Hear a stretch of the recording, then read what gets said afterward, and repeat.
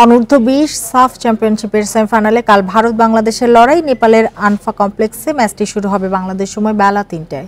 এই গ্রুপের runners up হয়ে সেমিতে বাংলাদেশ শ্রীলঙ্কাকে ২-০ গোলে হারালেও নেপালের বিপক্ষে সুবিধা করতে পারেনি মারুফুলের দল। তবে মিরাজুল শ্রাবণদের পারফরমেন্স প্রত্যাশা বাড়িয়েছে। দুই ম্যাচেই গোল পেয়েছেন মিরাজুল। অন্যদিকে গ্রুপ চ্যাম্পিয়ন হয়ে ফাইনালে উঠেছে ভারত। গত আসরে বাংলাদেশকে হারিয়ে শিরোপা জিতেছিল তারা।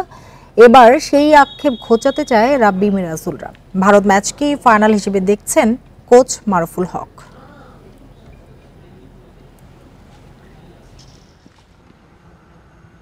গত ২-৩ দিনে তাদের যে মনোযোগ, তাদের যে এফোর্ট আমি দেখেছি এবং তাদের জেতার জন্য তাদের ক্ষুধাটা আমি দেখেছি ভারতের এগেনস্টে।